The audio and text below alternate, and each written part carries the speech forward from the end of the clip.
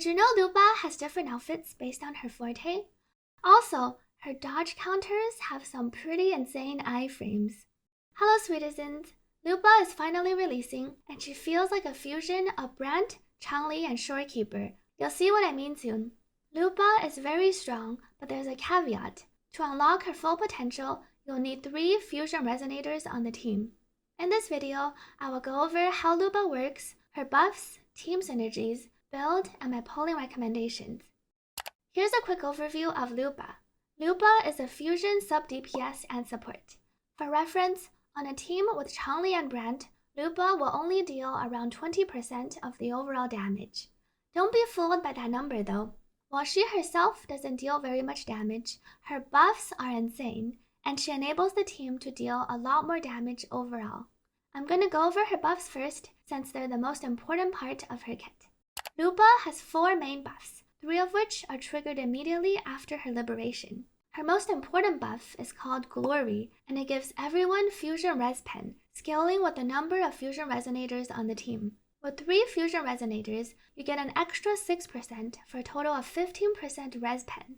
This is a rare buff, and in most cases, translates to an actual 15% or more team damage increase. Lupa's second main buff is called Pack Hunt, and it increases the team fusion damage by 10% against bosses and by another 10% if you have 3 fusion resonators. It also buffs everyone's attack by 6%, increasing each time an intro is used, with a max of 18% after 2 intros. The devs actually added a great visual cue for this. Each intro after Lupa will light up one of these wolf eyes. When both eyes are flaming, you'll know the buff is maxed.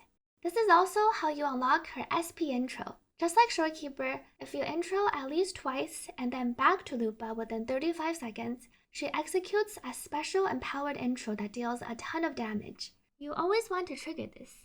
Lupa's third main buff comes from her outro, which amplifies the next resonator's fusion damage by 20% and basic attack damage by 25%. This is especially good for Brant and Encore, both of whom have a high basic attack damage share, but other fusion resonators also benefit. Lastly, Lupa also comes with a QOL dodge buff, reminiscent of Shorekeeper's. This one, however, force procs automatically after you take any damage. It doesn't let you dodge the initial hit, unfortunately, but it's nice for dodging multi-hits. You get 3 of these every liberation, tracked by this indicator over here. However, one potential downside is that because it's a forced proc, if you get hit right before casting a liberation, it can cancel it. Here's a quick summary of all of Lupa's buffs. As you can see, you are heavily incentivized to play a mono fusion team unless you have her S3, but more on that later. Before going into Lupa's mechanics, I'll go over her teams first, since I know a lot of you are interested in this. In terms of her teams, at S0, you really want to run 3 fusion resonators. The strongest team will be Lupa, Changli, and Brant, since they perfectly synergize with each other. Lupa's outro perfectly buffs Brant, Brant's outro perfectly buffs Changli, and Changli's outro perfectly buffs Lupa. This team does not require any quickswapping to perform well, making it a great option if you don't like to quickswap. Besides the top team, I surprisingly found that other fusion pairs also work well. For instance, Encore replacing Brant or Changli felt only a bit weaker, and Chixia can also work, but I found her a bit more annoying to play, since she can often get interrupted while trying to boom boom. I also tried a few Mortefi setups, and Lupa, Encore, and Mortefi felt the best, and is surprisingly decent, although it will be weaker than the previous teams. On this team, you basically try to rotate quickly to dish out more damage with Encore. Lupa's sub-DPS damage also becomes more important, and she will rely on having her signature more.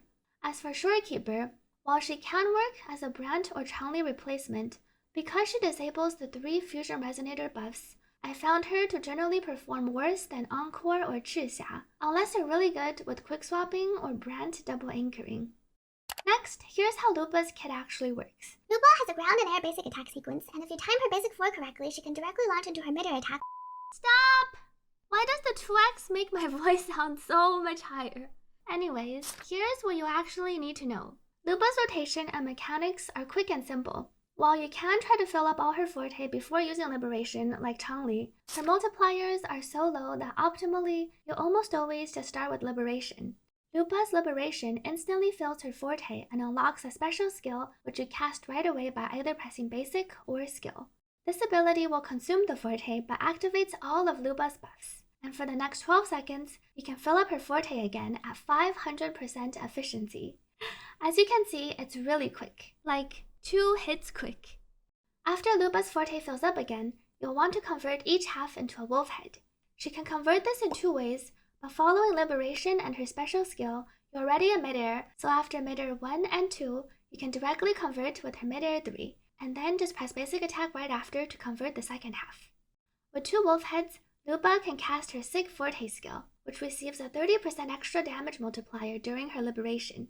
Casting this also puts Lupa into support mode for 8 seconds, and if another Resonator uses Liberation, Lupa will follow up once with an extra attack.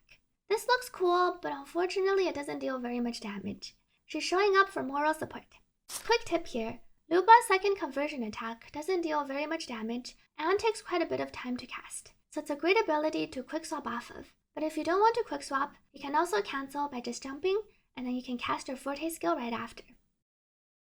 A quick tip for quickswapping, if you're playing her with Changli, while Changli's outro buffs will fall off if you swap off Lupa in the middle of her rotation, because Lupa's damage is mainly front-loaded, after casting her SP intro into Liberation, you can start quickswapping her with Changli.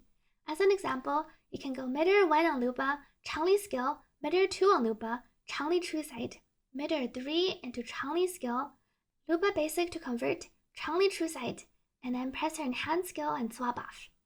This quick swapping can be pretty fun and also benefits Changli since it lets her charge 2 of her 4 Forte charges, so then when Changli intros later, she can quickly True Sight Air into skill, and then she can cast her Forte, Liberation, and Forte.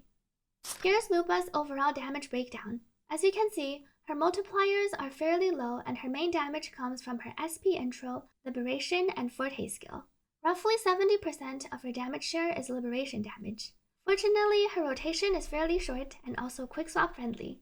Here are some rotation graphics for Lupa, both quickswap and non-quickswap. In terms of weapons, Lupa's signature is going to be the best, not just for her personal damage, but also for the team. It's the only broadblade that gives a 24% team-wide fusion buff. However, since Lupa herself already buffs a lot of fusion damage bonus, this 24% only translates to around a 10 to 15% damage increase. It is a decent buff, but if you think about hypercarry teams, where the main DPS weapon might increase their damage, and by extension the team's damage by 20%, it's not as impactful. But Lupa's signature does become more important the weaker your other fusion units are. Outside of the signature, the 5-star standard will be the best alternative, since the buffs are actually relevant. Just remember to spam her skill twice before using Liberation. For Lupa's echoes, you'll want to use the new Flaming Clawprint 5-piece. Not only does it buff her well, it also buffs the team with another 15% fusion damage bonus. Here are the main and subset recommendations. For her Forte levels, prioritize Liberation, Forte, and Intro, followed by Normal and Resonance skill. In terms of Lupa's sequences, her S1 looks great on paper. However, I don't recommend trading or going for the S1 unless you plan to go for her S2, since the team damage increase is very small. Lupa's S2 is definitely her most valuable sequence and is a good stopping point for those who want to invest more. It gives an insane 40% fusion damage bonus for the entire team, which translates to around a 15 to 20% overall team damage increase. As for Lupa's S3, while it removes her reliance on 3 fusion resonators for her full buffs, her best teams will likely still be mono fusion, so it isn't so much of a damage upgrade as a flexibility upgrade for those who want to run her solo or on other teams. In summary, Lupa is a top-tier premium support for mono fusion teams. She's essentially the Shorekeeper on those teams, but even stronger. Her rotation is quick, and she can be powerful without needing to quickswap, while still providing utility to those who enjoy it. I highly recommend her to those who have Changli and Brant. However, I do want to stress that unlike Cartadia without Chacona or Zani without Phoebe, you do not need Changli and Brant to have a strong team. Encore and Chixia are great alternatives. For those with neither Changli nor Brant, unless you really like her, I recommend waiting and maybe considering as a rerun pull when more fusion units release. Wuthering Waves has been heading more in the direction of bundling characters together, so pulling units that synergize well can be important if you care about forming the strongest teams. I think that's it for this video. Thank you for watching. Remember to like and subscribe if you enjoy my content, and let me know in the comments what you think about Lupa and if you have any other questions. Good luck to those who are pulling, and I'll see you on stream or in my next video.